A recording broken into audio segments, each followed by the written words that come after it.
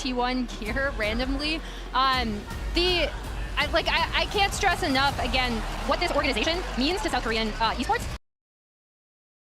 And then also how much Faker means as, you know, not only the figurehead of this team, but League of Legends as a whole.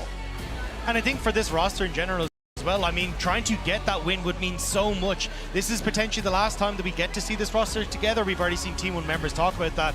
And for a team that has been so close so often, it feels like they just need that one title to push them into the contention of, was this one of the best teams we've ever seen across League of Legends history? Honestly, yeah, I think they are right there, because already this exact T1 roster that we're going to see perform today has played the most international games together, because they've made so many international tournaments and gone so deep in them. Yet they lost 5 finals in a row so far, so they're looking to break the streak just in time to get that cup. I mean, they've only won 1 out of their last 7 finals, which is heartbreaking for T1.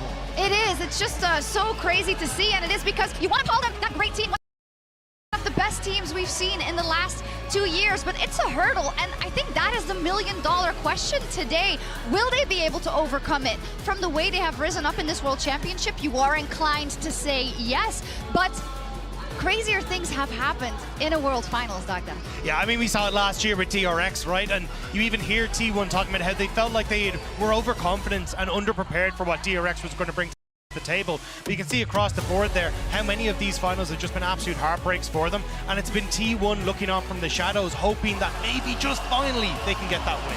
Yeah, and I think the big thing for T1, again, is you hear how cognizant their players are of how confident they did get against DRX, right? And then additionally, if we look at how the meta has evolved, it's been T1 who's been at the forefront of that. It has been. We see this moment that broke our hearts last year because DRX was able to do it. And I think that is why we also have to check our biases going into today, because in a World Final, it's all about how you play on this day. Weibo could very well step into those footsteps of DRX. The similarities are eerie between these two teams. I thought this was an amazing tweet by Renato talking about how they both finished 4th in spring, then 6th in summer, and make it here as the 4th seed for their team, and then also have the same opponent, the exact same team, and train together is just crazy here. It's like they're trying to recraft the same story.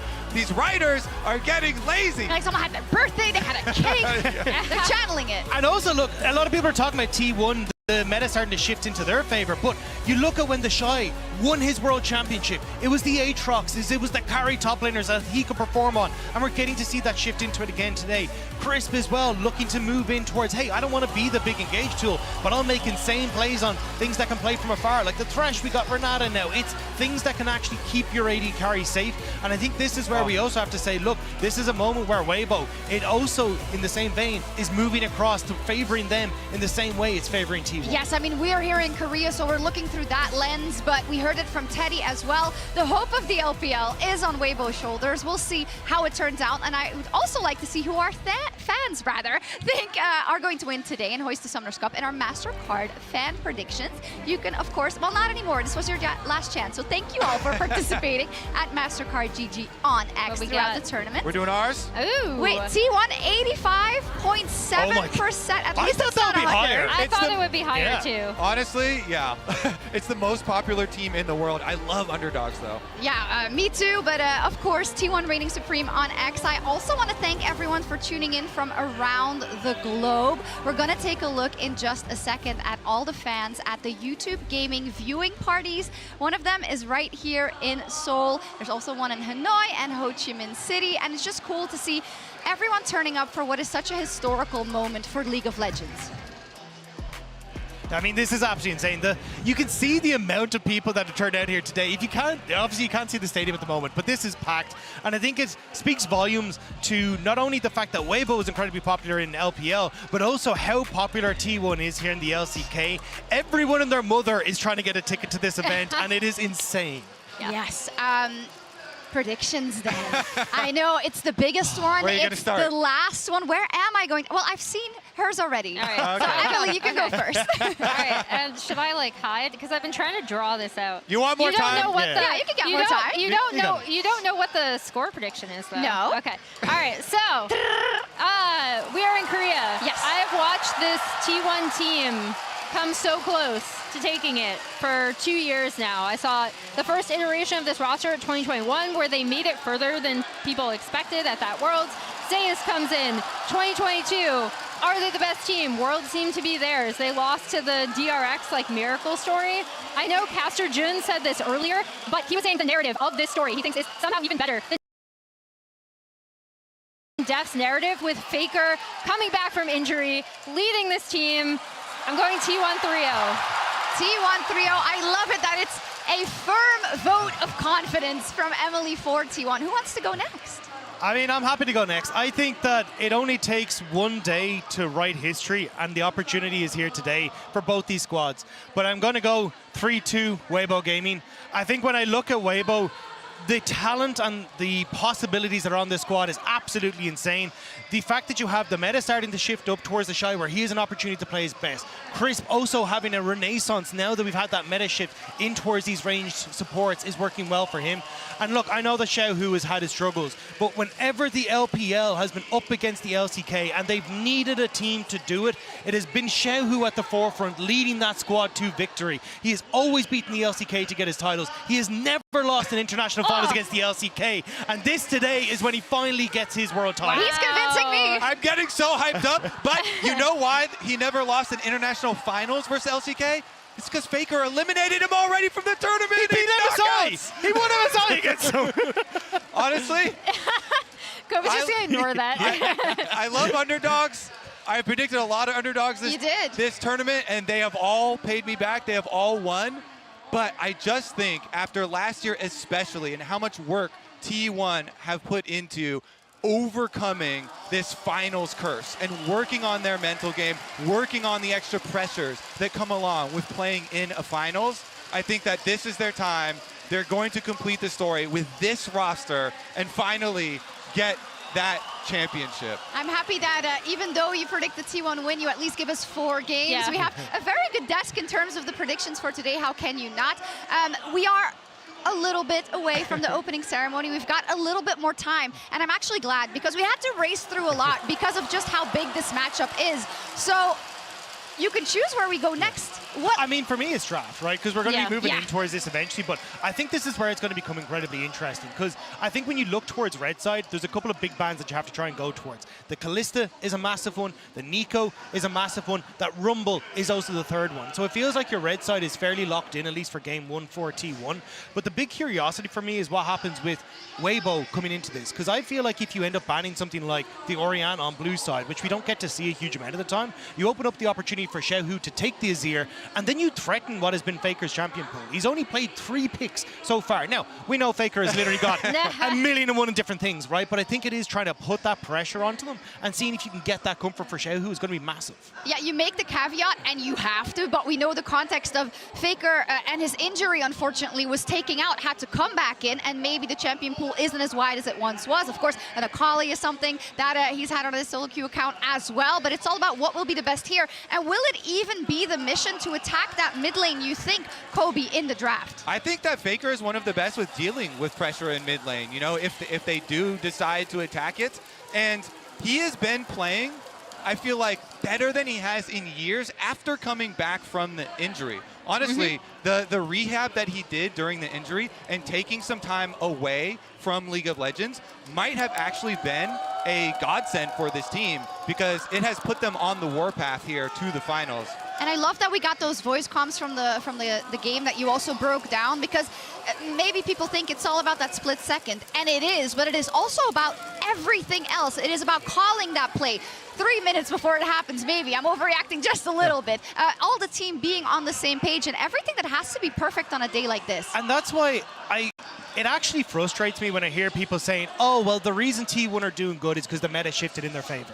You don't beat a team like JDG in team fights if it's just a meta shift. That's true. These guys have played so incredibly well together. It felt like Owner and Faker had one single mind every single team fight that they went into because they were so in sync. It felt like they understood how to set up better, how to prepare the map better. And even looking at their initial series against Gen G in Worlds, I was like, do you know what? This team still doesn't really have it. I'm not going to be able to give it to them. But after watching them against JDG and the understanding they had about every way to approach the map, approach the fights, approach the objectives, this is T1 stepping up massively while also hitting that meta shift that is perfect for them. And I also feel like if people are trying to use meta shift as like a detractor, saying it was handed to them, they're the ones shifting the meta.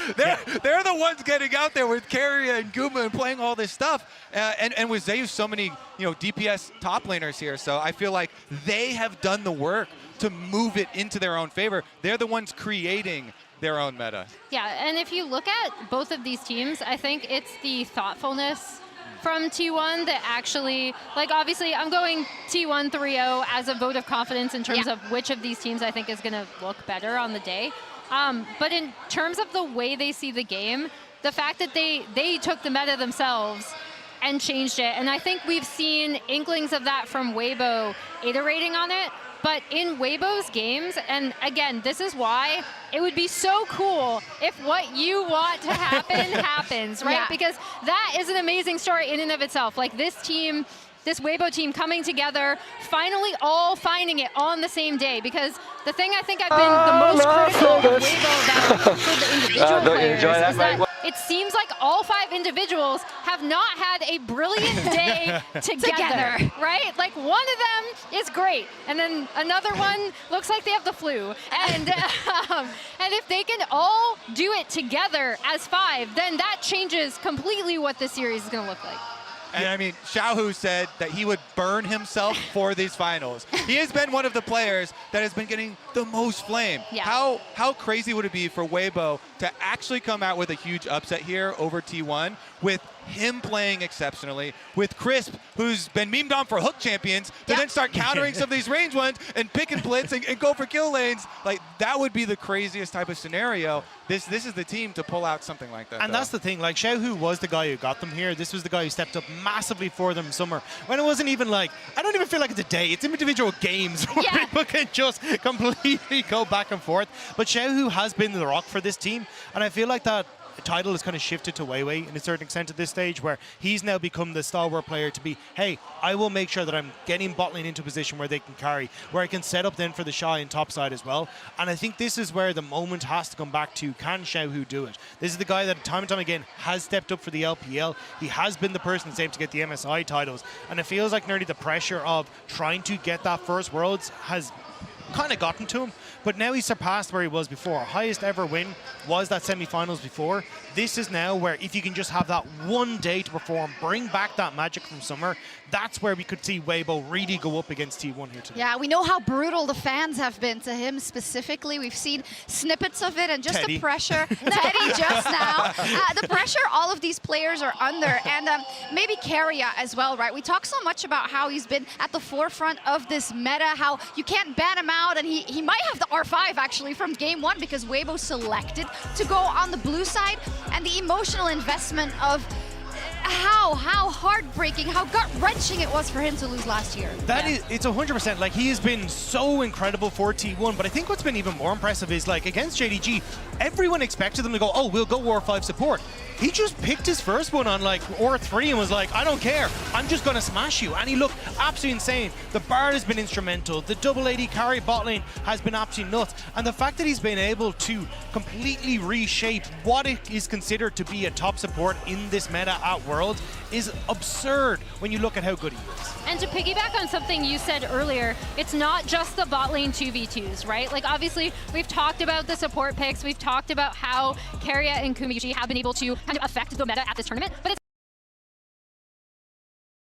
also, in terms of Keria's like in-game prowess, it's in these team fights, and that was instrumental in beating JDG because, like you said, it came down to the fact that not only did they have really impressive early games, but when they did fall behind in games, this kind of thoughtfulness around the team fights, the fact that they were able to 5v5 their way back was so important to this team's evolution. And I think that's been the glow up of T1 over the course of this event. I think that's why T1 has been on the forefront of what everyone expects to be. Now look, I'm still going to go with Weibo, but I think T1 have definitely made a name for themselves coming into this going, hey, we have gotten past what have been every single hurdle thus far, and I think this would be the moment where it would be absolutely incredible for them to finally take that title home. And for Weibo as well, like, it has been the moment for them to try and finally find that magic that everyone, that ceiling that everyone Light the wants to match. see, because we just haven't got the torchlight, the spotlight to get to that point yet. Everybody thought the Riders outdid themselves last year with the story of Deft versus Faker and the finals and the narrative. But now, with Faker coming back 10 years into his career, looking for another World Cup, and looking back at how last year really did that much to strengthen this story. Sometimes when you see that picture of Keria on stage last year and how much it meant to them and that defeat and how they were so close, sometimes a moment like that will galvanize a whole team and just bring them closer together and more determined here. That's why. And now in Korea as well. Yeah. And they're on home soil in Korea. It's like, oh my goodness, the story is too perfect to be true. It is. We thought maybe last year was when the Riders outdone themselves and it was too perfect, but they knew already. We're going to be in Korea next week. We're going to try to make it work, and we can see it all around us. It has been full for a while now, and everyone is so excited for this day. That's going to be historical for our sport, and you said it already. It has been 3,695 days since Faker first stepped onto a world's final stage and won his first title. 10 years, 1 month, and 12 days later, he has the chance to not only win his 4th World Championship, but to do it in front of tens of thousands of unwavering LCK fans. Now, on their way here, T1 have dismantled all hopes and dreams of the LPL, all of them, but one. Weibo Gaming is still standing. They were doubted at every turn, but now Xiaohu could finally do it. The Shy and Crisp could win their 2nd World Championship, and this team could follow in the underdog footsteps of none other than DRX last year. Can Weibo stun the world once again and bring the LPL another title? Or can T1 finally overcome the demons that have plagued them in every final, and can Faker lift the Summoners Cup for a 4th time, 7 years after he last did? No matter your story, no matter your achievements all tournament, today is the only day that matters now. It's time for the opening ceremony presented by MasterCard.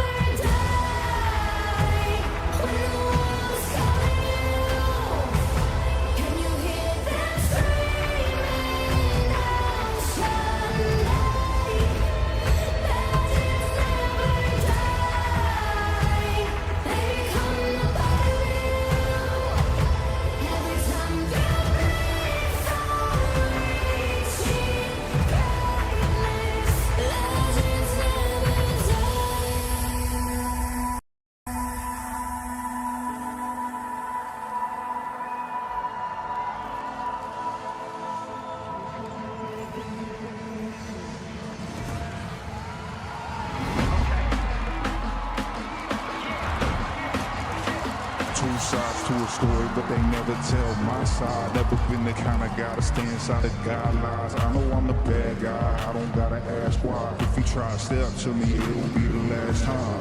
I got dirt on my name, 6 feet in the ground. I got people in my past trying to bring me down. Said I'm losing my mind, I don't wanna be found. Grew up in the shadow, but I know they watching me now.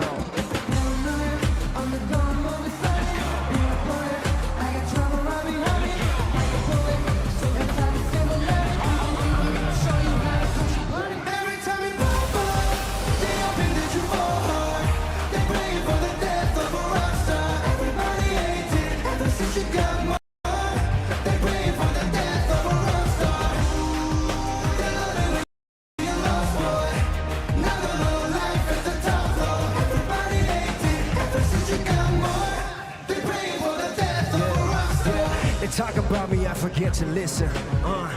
At least I get the recognition. Whoa. Heavyweight and pull up on you with the repetition. You in the pit, it's not no exhibition. Oh, they big mad, I'm the big boss. Talk a big game, take a big loss.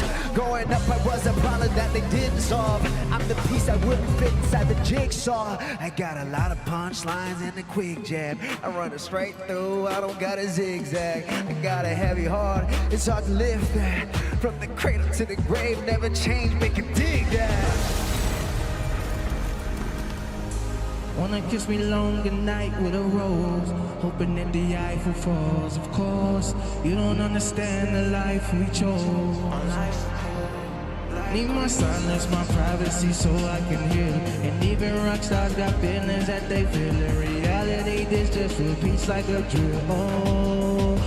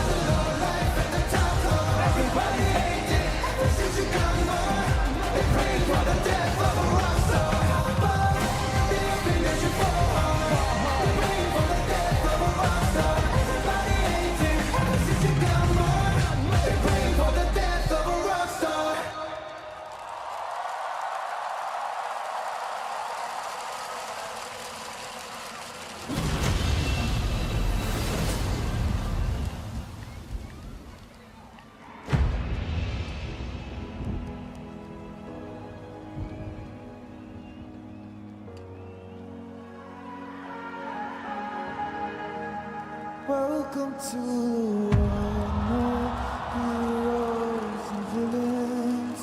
Welcome to the war, we've only begun. So pick up your weapon and face it. There's blood on the ground, go and take it. You get one shot to make it out alive. So higher and higher you chase it. It's deep in your bones, go and take it. This is your moment, now is your time. So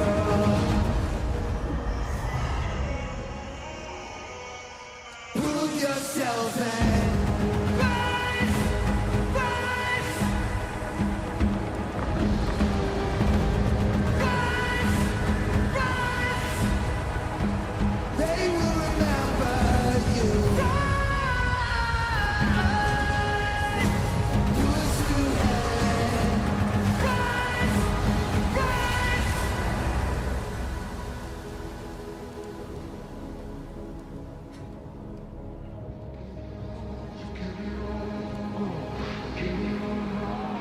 And as you fight among the dead beneath the dirt, do you know it?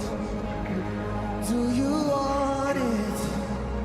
And when the giants call to ask you what you're worth, do you know it?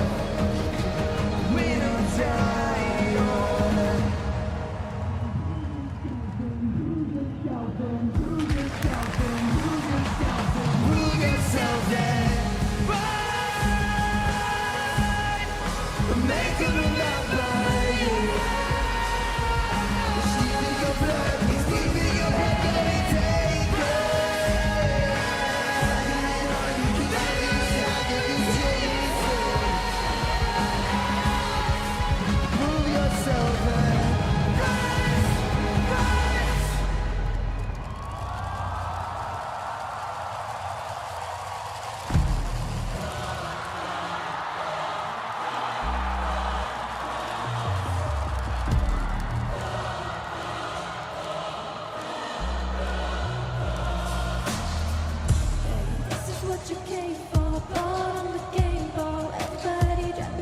This is your moment, eyes on the puppet, think church just open, and they're singing your praises, la la la, screaming your name, la la la la. One more step, you're immortal now, 'cause once you play God, they're gonna crumble one by one. Then we go right into the sun, like it's the day my kingdom come. Baby, we're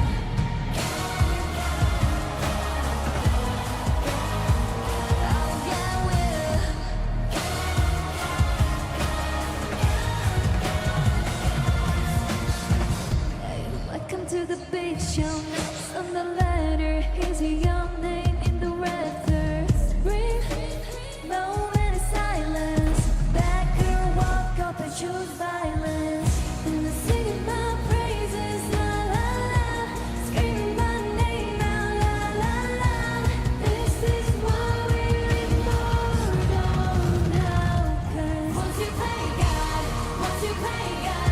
they're gonna crumble one by one. Then we go right into the sun, like it's the day my kingdom come. Baby, we're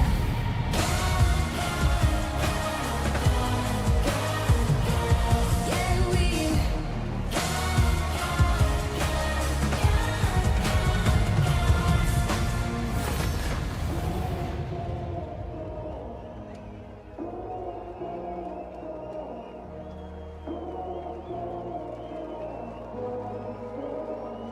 I'm on my knees, pray for glory. Anyone with this underdog story, I can lose myself again. No need to say sorry.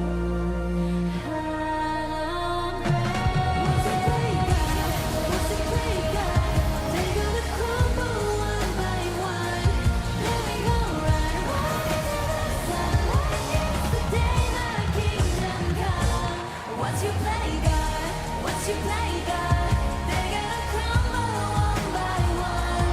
Then we go right into the sun, like it's the day my kingdom come. Baby, we're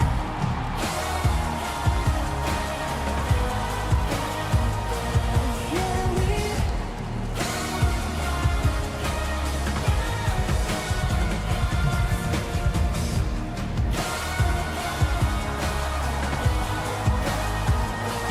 yeah, we're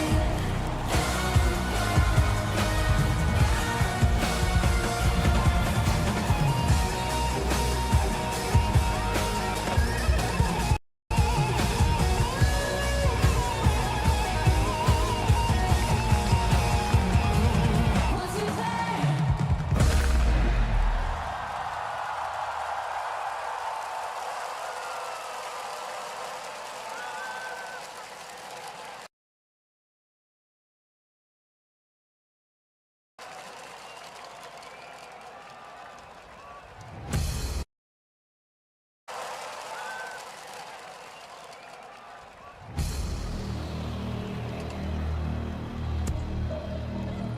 서울, 코리아, 그리고 전 세계 팬 여러분, 이제 결승 달릴 준비 하셔야죠. Are you ready for the finals? One more time. Are you ready? 달릴 준비 하셔야죠. e스포츠의 종주국이라 할 수 있는 대한민국에서 전 세계 최고의 팀들이 모여 바로 이 투안사컵에 자신들의 이름을 새기고 역사의 한 획을 긋기 위해서 무려 6주간 치열한 대결을 펼쳤습니다. 상파울루에서 LA, 베를린에서 상하이까지 전 세계 22개 팀들이 멋진 대결을 펼쳤고 이제 단 2팀만이 남았습니다. 웨이버 게이밍!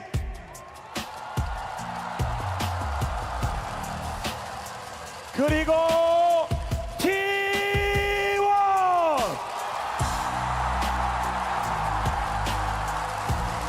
이 두 팀들은 자신의 가치를 증명했고, 하지만 월드 챔피언의 자리는 단 하나. 오늘 그 자리를 가리는 대결을 시작합니다. 선수를 소개합니다. 큰 박수로 맞아주시기 바랍니다. 먼저 웨이브 게이밍의 탑라이너 슈퍼캐리의 대명사, 그리고 이에 맞서는 T1의 탑라이너 국대탑, 오늘 T1의 아시안게임 금메달리스트 더샤이 큰 박수로 맞아주시기 바랍니다. 먼저 웨이브 게이밍의 탑라이너 슈퍼캐리의 대명사, 그리고 이에 맞서는 T1의 탑라이너 국대탑, T1의 아시안게임 금메달리스트 웨이브 게이밍의 정글러 날카로운 갱킹의 대가. 그에 맞서는 선수는 이번 월즈 폼 정말 미쳤다. 바로 웨이브와 오답니다.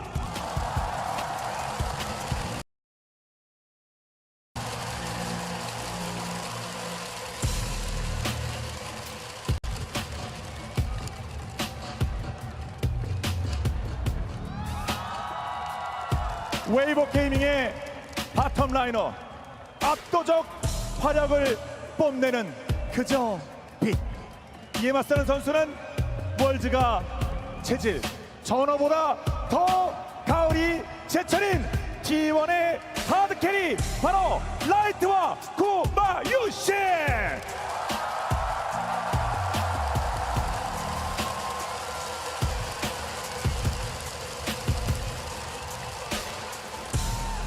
자, 이제 서포터를 소개합니다.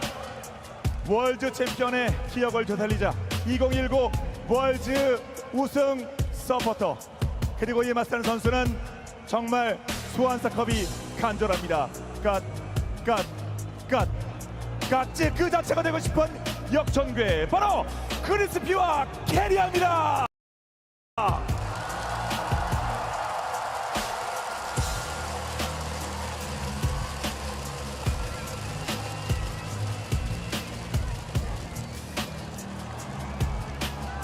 끝으로 두 포지션에서 국제적 우승 기록을 세운 전설의 웨이브 게이밍의 미드라이너, 그의 상대는 모든 길은 나를 통해서야만 갈 수 있다, 리빙 레전드 언킬러블 데몬 킹 샤오와 페이커입니다.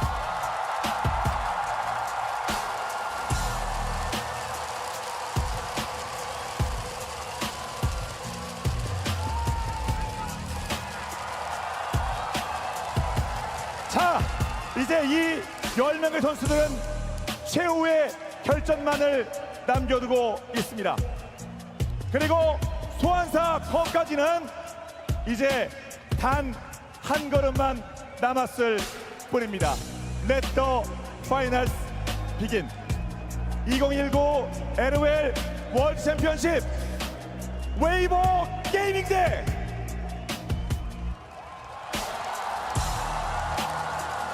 T1의 대망의 결승전을 함께 해주시는 많은 분들의 뜨거운 바로 함성과 함께 시작하겠습니다.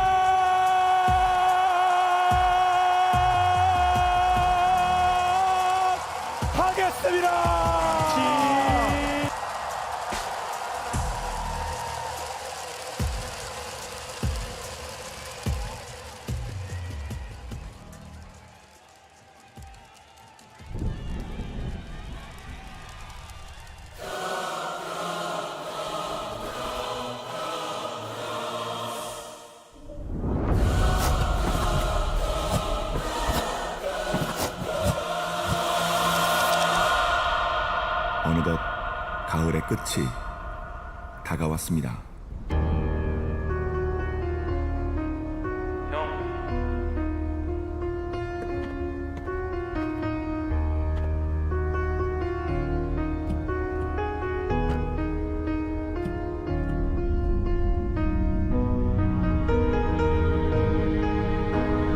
Oh my god, this teaser is insane. This teaser roster is insane, chat. It's crazy.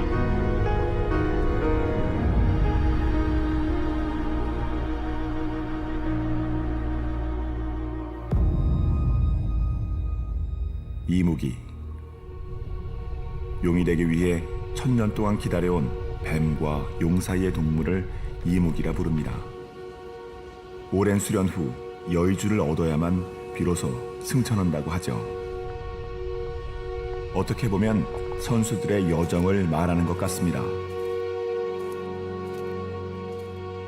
저는 어렸을 때부터 게임을 워낙 좋아했어서 되게 많은 게임들을 했었는데 리그 오브 레전드가 이제 한국에 출시된다는 소식을 듣고 그때부터 시작했던 것 같습니다.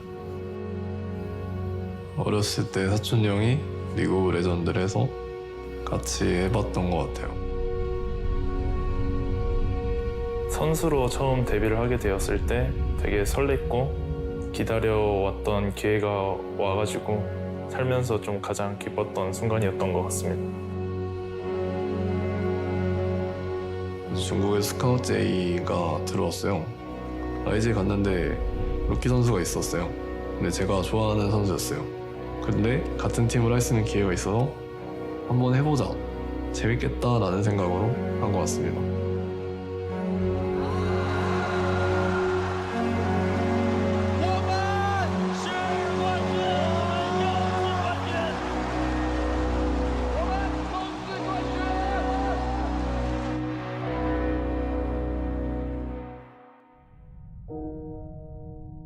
我认为在夺冠以后，就是自己本身就跟其他队伍的选手比起来，可能那个时候自己是没有进步的。那这次的世界赛，大家对他的一个期望，我相信一定不低。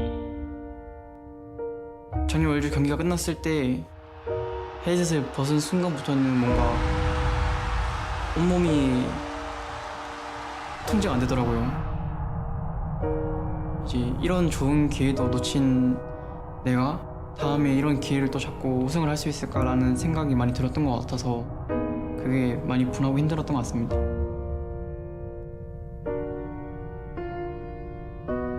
每一场比赛失利后的感受，更多还是自己很多方面没有做好吧。可能这个时候会想着下一场比赛会做好，但下一场比赛还是会有做不好的时候。这个时间点可能就会质疑自己。 아무리 힘들어도 그들은 포기하지 않았습니다. 꿈이 있기 때문이죠.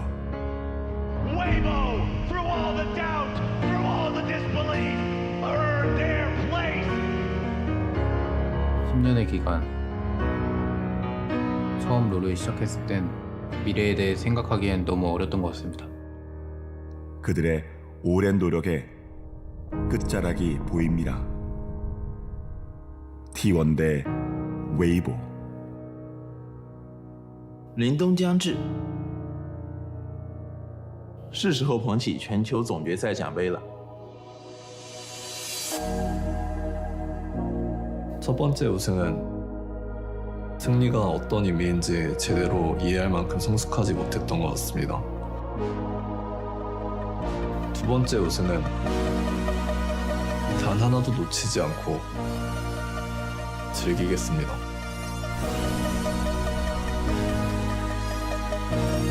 세 번째 우승은 저 자신을 위한 거였습니다.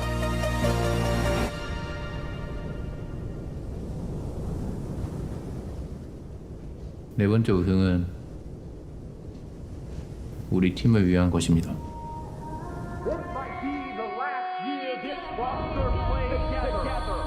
Once you play God, once you play God, they're gonna crumble one by one.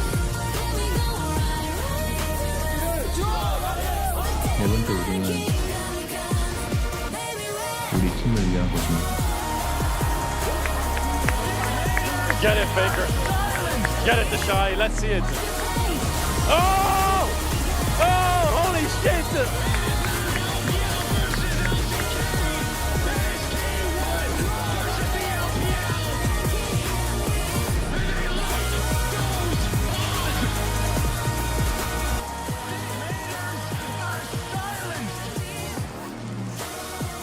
Oh, the transitions are nuts.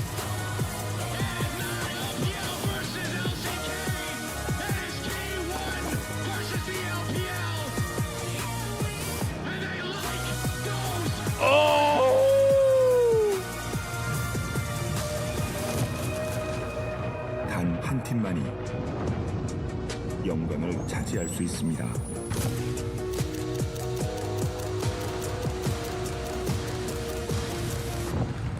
단 한 팀만이 전설이 됩니다.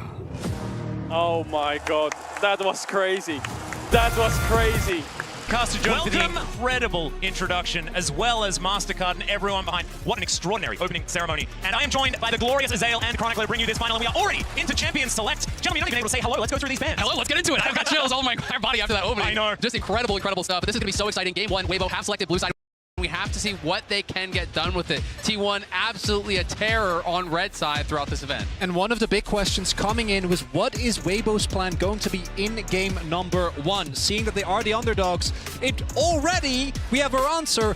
100% Fakers playing a different champion this time around. This was such a discussion point of would mid lane be that focus? Maokai left available, but you have to know Rel is available for Owner, and he has been stellar on it. There's a lot of options here. Bot lane focus could be big as well, and they're going to do it right away. And this is the thing, the Kalista has been such incredible priority. It was something actually used against T1 in the JDG series, and I think Renata Glask is the most important champion for this series as a whole. Crisp, incredible on the champion. Keria, of course, debuting it in their very first game in the Swiss stage at Worlds. So this is very, very important, especially to see what the rest of Weibo's plan is. And not only does it deny Crisp, we've also seen Keria himself be extremely successful on this. Keria Renata, Renata Kalista rather, incredibly hard to deal with. It will be the Shy going back to the Aatrox, which has been the main blind pick, but Zeus immediately in game 1 pulls out his Yone. Also Xiaohu will be playing the Jace, meaning we get that Maokai Jace combo that has terrorized the Rift all year. Yeah, this is going to be incredibly exciting. Getting the Yone here, game 1 in the finals. T1 getting spicy already. And now is it actually the Yone for Zeus? That's the question. Faker. Because Faker has played, I believe he celebrated his 70th unique champion this year. People have been talking about Faker's champion pool. It's a really interesting topic, right? Because we don't know how much he's been practicing recently, but I think he's played the most champions professionally out of any other person on the planet. Exactly. I mean, this guy is the consummate professional. He's such a grinder. He's been back from his injury for quite some time, so you have to give him that respect that he can play everything. It is going to be such a focus down towards bot lane, though, now. As T1 are the ones blinding their bot lane, they're going to be banning away the Varus, the Ashe, two of those really highly prized picks. Crisp has been playing more of the Enchanters, though. He's moved towards things like Lux and Heimer when Renata was gone, so I'm going to be interested to see where he actually takes us. I'm also really big fan of the bans here from Weibo, because we now have, I think, Owner's best champions all gone. The Rel and the J4 are at the front, but his Sejuani also was quite strong, and taking that away might put Owner in a tough situation, and he has been the player that improved so much throughout, or rather from summer to the World Championship. Putting him in a difficult position could be a big win, as it is the Ahri for Faker. So Faker's Ahri coming out, and that does immediately make you think, could it be a Vi as that last pick? You know, the Vi-Ahri pairing has been so popular throughout the year. There's also an angle to play like a Poppy or something like that if we get more dash-style champions coming out from Weibo. But it's going to be Senna TK just trying to neutralize this bottom lane here. And we'll see how well it's going to do. Yeah, this is something that a lot of people have been talking about as well. The fact that Light and Crisp can go back to this style, we've seen already that they can play it to great effect. We'll see what the answer is going to be, though. Hard engage into the Tahm Kench is something that can be a little bit difficult if it is single target. So maybe not the Vi here, and maybe it could be the Poppy for Owner. We'll see where he decides to go. I feel like Wukong could actually be a pretty good answer. Lee Sin! Okay. All right. Well, that is definitely a choice you can make in game number 1. Of course, this is Owner's most famous champion by a country mile. And something that for T1 was a really big surprise for me was that when you look at the way that they beat JDG, it wasn't just with these style of comps. They actually opted into more team fighting. This time around, though, this comp needs to win in the early game. Faker and Oner, Guma and Keria, they need to start stacking dragons. They need to get ahead early, because if you get to the mid to late game, look at the front to back on Weibo, right? This is a composition that's really hard to engage into, and if T1 ever lose map control, trying to get onto Maokai, trying to take down individual targets against the Kench is going to be extremely difficult. And when you're second to those objectives, with Maokai saplings in every brush, you're going to be getting poked out by the Jace, which could be difficult, but both teams lacking a little bit as far as the hard engage goes, but T1 does have the ability to pick people off, you know, with the Lee Sin, with the Yone, with the Ahri. They want to be moving around the map. They want to be pushing out lanes, catching people in transitions, taking these skirmishes as often as they can, and we are just moments away from getting onto the Rift. Exactly. Game number 1 is upon us. Of course, T1, a lot of finesse possibilities with a composition like this, but I look at Weibo's draft and I think we've seen these styles of draft so many times in the past, staying tried and true as we head onto the Rift for our very first game. T1 coming out swinging, and Weibo, I think, ready to pick up that punch. See exactly how it is going to go. Worlds 2023, game number 1. Let's do it. And already, I've got to point out, it's triple TP for Weibo. Crisp is going to be taking the TP on that Tahm Kench, so feeling that they can't necessarily get pressured heavily enough to actually get killed. If he feels he's going to get chunked out, hey, you TP back early. You know, you keep up that farm as much as you possibly can, but it's going to give you the advantage in playing that map because they will have that extra teleport come mid and late game. Another thing here is, what is the level 1 going to be? I think that one of the other really underrated parts of the Senna Kench is how strong their level 1 is. Exactly right, but just a reminder to connect your League of Legends account with Prime Gaming to grab the exclusive Braum W emote. And if you haven't done it already, my goodness, I mean, this is, just do it. Just do it now. That'd be fantastic.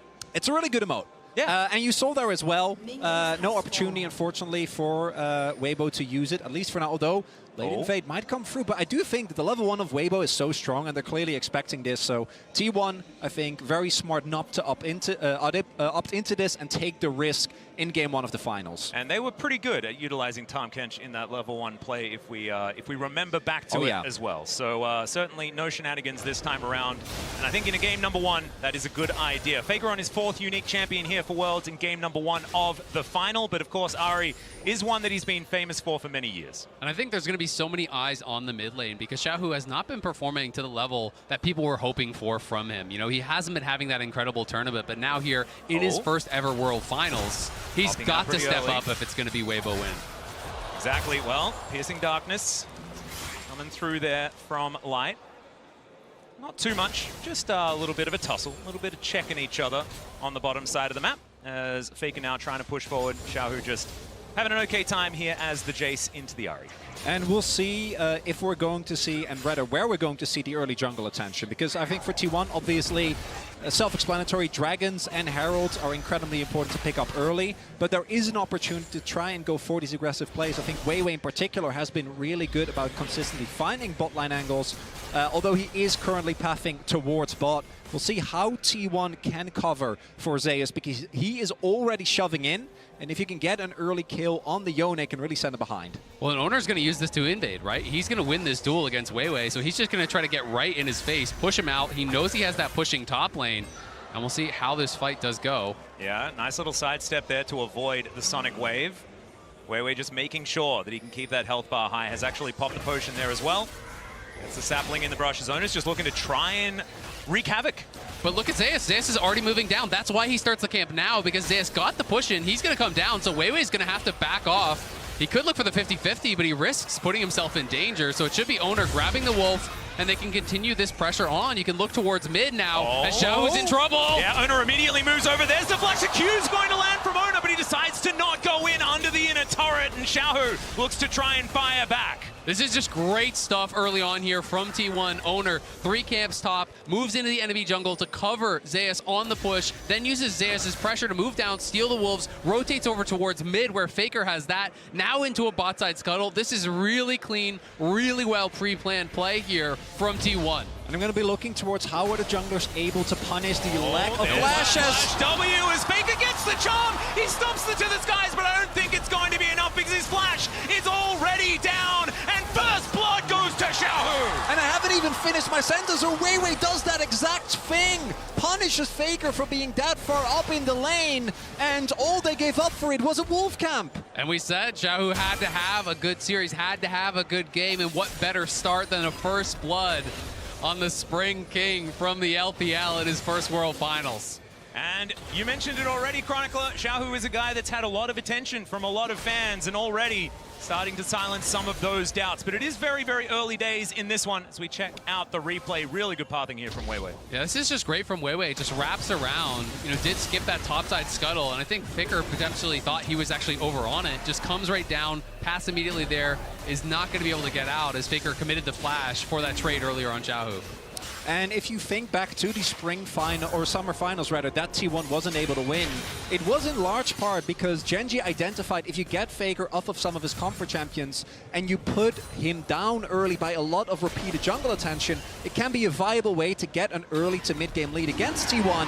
And we've seen that they can struggle in that situation. And particularly with draft like this, you need to win. You can't try and kind of go through the middle, maybe pick up a dragon or two. No, you need to be able to dominate from the get-go. And Ahri Pre-6 is one of those champions that you really can take advantage of. That is why Azir was so key for T1 in their playoff run. And Weiwei, it's interesting to note that it was that first gank in towards mid. He has been so heavily prioritizing these bot side ganks throughout Worlds. In the LPL, it was much more about playing towards the Shy, but at Worlds, it has been about playing towards Chris, playing towards Light. And I really wanted to see what his game plan was going to be coming into Worlds, because clearly T1 would be prepped for that. Well, Oner going to clear out some vision. As you can see, Control Ward in the Drake pit. First one going to be a Chemtech Drake. And Oner is going to very happily join Keria as they look to take this one down. So at about 6 minutes into the game, we will have our very first dragon. Faker coming on over, not going to be able to steal anything away, just getting some information here for T1. So they will be able to secure this dragon. So that is one of the steps that they have taken here. Still, they're going to need those big advantages like you guys were talking about in order to make this one work. Looking here towards the bottom side, Gumayusi has a huge advantage over the Tahm Kench, but something that you would expect. It's not necessarily a lane you can really judge on CS. I mean, you can see it in both top and bot lane, though. These CS differences obviously is the Tahm Kench versus that Kalista, not comparing it with the Senna. But both top and bot, significant CS advantages already here for T1. Mid, slightly favored towards Faker despite the death. They are out-farming their opponents, and that's why they're still up this slight amount of gold despite giving up that first blood. And this is something Weibo was also able to do. The Shy, specifically against Bin, was able to use the fact that the matchup was isolated to push really heavily for big CS leads and then take those leads into mid-game fights and carry them. And when we talk about comps that are relying on these early game advantages, one of the ways you can do it is just by stacking dragons. You're playing Kalista, you're going to have bot side pressure. Even if you can't establish a massive gold lead, if you take these early dragons and put the pressure of that soul on your opponents, you circumvent a lot of the weaknesses in hard engage that your composition has. You draw your opponents to you, you force them to challenge you at these dragons where you are going to be set up for that fight, where you are going to be in the advantage. Well, right now, it is just a bit of trading in lanes. Weiwei going to go home, collect himself a book and a Control Ward, try to get back to it as Chris, the tongue lash. It hurts a whole lot more, I feel like, when you've got him sitting in a lane by himself for quite some time, but he's actually still just level 5, same as everybody else. And Gumayusi still playing aggressively, not able to land too many of these pierces, as Zeus' soul is relatively unbound as he just keeps shoving these waves relentlessly into the Shy's turret. First plate has gone down already here for T1, like you were mentioning, Azael playing into the advantages in gold that is now ticked up to about 500. And my expectation is that T1 is going to use this top lane prio to secure Herald without too much difficulty. Faker almost will have his flash available. Xiaohu already has his. But with this Aatrox being perma pushed in, it should make the setup for T1 around this objective pretty easy. And they have also already rotated over Gumayusi and Keria. So they're going to secure this. Then my question becomes, where are they going to throw it down? Because the two obvious solutions to me would be either Zeus or Guma. Obviously, Guma already massively far ahead, but a Yone in his side lane, I think, is one of the biggest things that Weibo might not be able to answer. I agree completely. I think it should go towards Zeus. He already has the push. This is one of these hyper-scaling top laners that he already has the early push. You can harass those towers, harass the Aatrox with the Soul Unbound, and you get him that big gold lead. This guy can make miracles happen in a 5v5. Zeus has been simply incredible throughout the World Championship. Certainly has. And now Faker is going to dash in, finds the charm onto the Tahm Kench. Faker has to get out of there, though. Can't be snared for the hostile takeover. Gets so much work done. The Devour's in, but the kill's there for Oner. Xiaohu now going down low as Faker and a Herald. And Weibo, they see that T1 is at the Herald, they rotate over, and I think they try to recuperate, but that's sunken cost fallacy because they just walk up, T1 finds the angle, and Weibo give up the Herald and a kill. Exactly, and maybe going to lose some farm down on bot side as well, because Chris has no TP, but Zeus. Nature's Grasp comes in, he gets pulled back, he's interrupted from the ultimate. Zeus does get a knock up there and a shield, but I think he's still dead. And there it is, the answering kill from the Shy.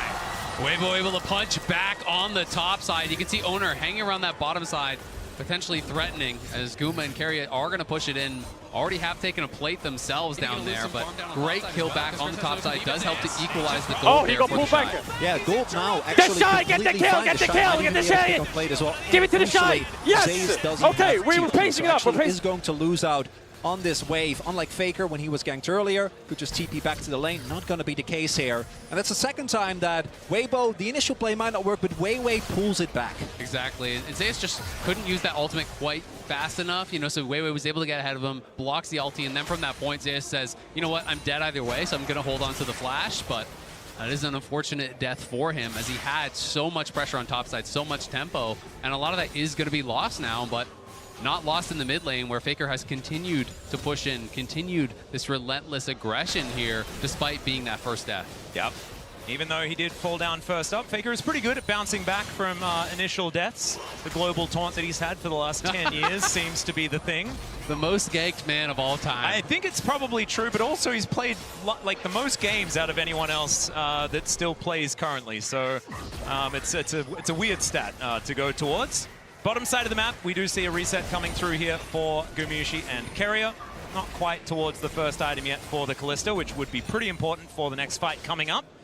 See what they can get for themselves. Yeah, you see as well already, Weibo is moving up. The second Drake, I think, is really pivotal. There are a lot of good Drakes still available for T1. No Camtech Dragon in particular. We know exactly what Drake it's going to be. It's T1. It's Cloud. It's got to be the Cloud. They've got the most Clouds out of any other team at Worlds. You don't want them to have Cloud Soul, particularly not with the amount of mobility on the team. So I think that Weibo is going to try and contest here. But T1 still are the ones with control of their pot side. Prio is now being found by Light and Crisp. Herald being placed down just in mid lane to try and pressure Weibo out and get a quick move into the river. It's going to mean that dragon should belong to T1 if they can get control with it. Faker sticking around for the cash. They will be able to gather it here. Orbit Deception going to go wide, and it looks like Faker's not going to stick around for another plate. As Weiwei gone for a reset, they're going to give up the second Drake as well. Yeah, I think there's just no real angle for them to contest from this point. Owner drops the Herald mid, they get Prio there, they re-establish Prio down on that bot side, move up through the river. And with Keria and Guma at such a strong point early on in the game, it is going to be Cloud Soul. Yeah, it's not a question mark. I did tell you. I informed you. I didn't pose a question. Well, Atlas, I always want to believe that you're right about dragons. And in case of Clouds, I got to say, you often are. Yeah. And do you know who was actually the one that told me that my love of Clouds was actually okay? It was Azael, as Crisp is taking some damage.